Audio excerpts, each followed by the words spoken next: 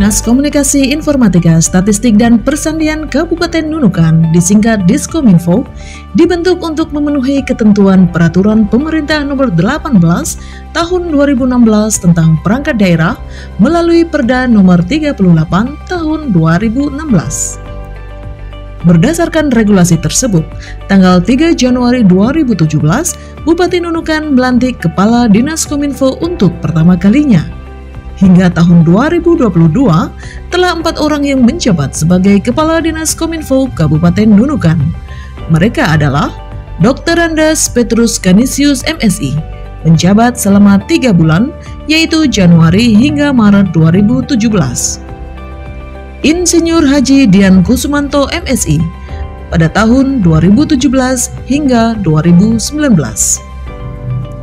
Insinyur Haji Suprianto HP MSI, pada tahun 2019 hingga 2021, dan Kaharudin SS menjabat pada tahun 2021 hingga 2022 selaku PLT dan didefinitifkan pada tahun 2022 hingga sekarang.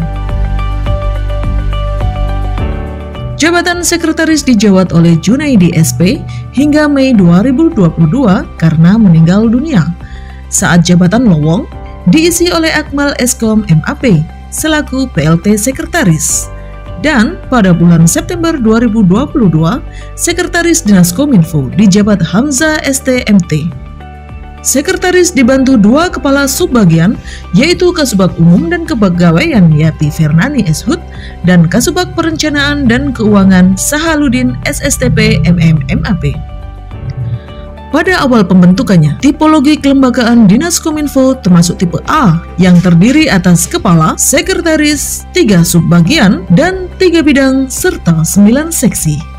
Tahun 2021 dilakukan penyederhanaan birokrasi untuk memperkuat profesionalisme pegawai dan mempercepat pelayanan. Maka jabatan kepala seksi disetarakan menjadi jabatan fungsional dan jabatan Kasubag Keuangan disatukan dengan jabatan Kasubag Penyusunan Program.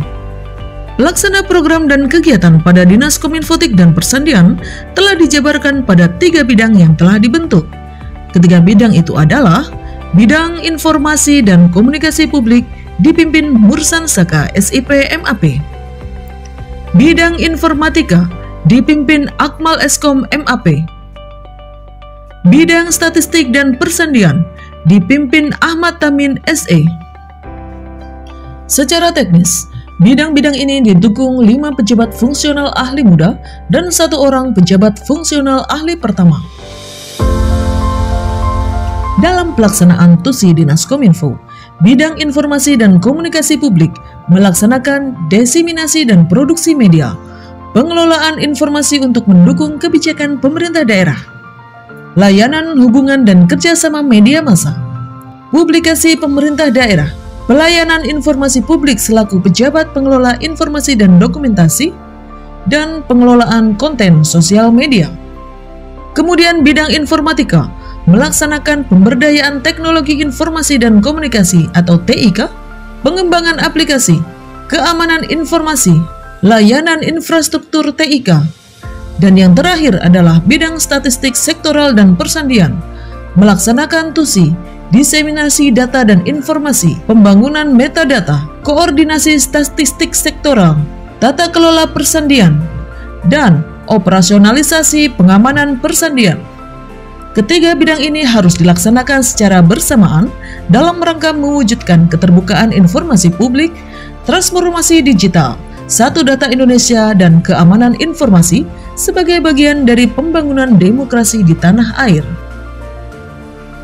Di awal pembentukan hingga awal tahun 2020, pelaksanaan tugas dan fungsi Dinas Kominfo masih terbatas pada tugas dan fungsi yang sangat dasar pada statistik dan publikasi melalui web, serta kerjasama media, mengingat keterbatasan sarana dan prasarana, sumber daya manusia yang menguasai bidangnya, serta anggaran.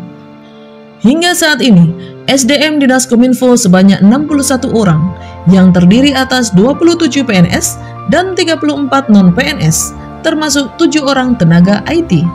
sarana perkantoran sejak awal Oktober 2022 telah berpindah dari kantor eks Dinas Perhubungan ke lantai 2 kantor Bupati Nunukan ke salah satu ruangan kantor Badan Pendapatan. Pelaksanaan tugas keterbukaan informasi publik telah dibuat Mall Berita Kabupaten Nunukan dalam bentuk portal berita bernama Simpatik, yang mana dapat diakses melalui berita.nunukankap.go.id. Portal berita melibatkan staf perangkat daerah sebagai kontributor yang telah mengikuti pelatihan jurnalistik pada Dinas Kominfo. Selain melalui portal berita dan kerjasama media massa, publikasi juga dilakukan melalui media sosial Facebook, YouTube, dan Instagram. Dalam hal koordinasi pengembangan e-government atau sistem pemerintahan berbasis elektronik atau SPBE, telah diterbitkan peraturan Bupati dan rekrutmen tenaga IT. Pengembangan SPBE telah mendapat perhatian pemerintah daerah dengan mengalokasikan anggaran pembangunan infrastruktur jaringan telekomunikasi dan anggaran rekrutmen tenaga IT guna mewujudkan pelayanan publik secara cepat, efektif, dan efisien, dan mewujudkan pemerintahan berbasis elektronik dan smart city tahun 2024.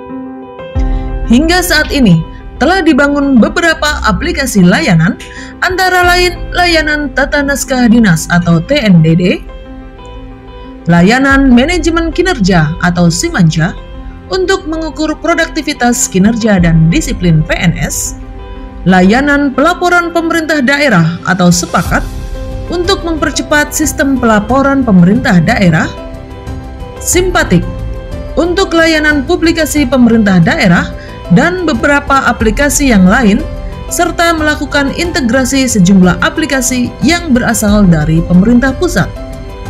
Pada bidang statistik dan persandian juga dilakukan pembenahan melalui aplikasi Sidara Cantik yang didevelop oleh Diskominfo Provinsi Kalimantan Utara.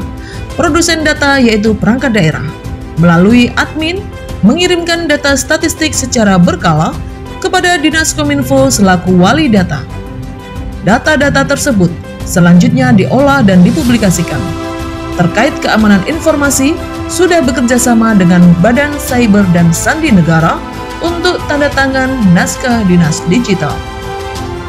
Sebagai perangkat daerah baru, Dinas Kominfo terus melakukan pembenahan dalam upaya mewujudkan keterbukaan informasi publik dan percepatan pelayanan dalam menegakkan demokrasi melalui penyelenggaraan pemerintahan berbasis elektronik. Semua ini dapat diwujudkan bila semua stakeholder berjalan seiring dan bergandeng tangan.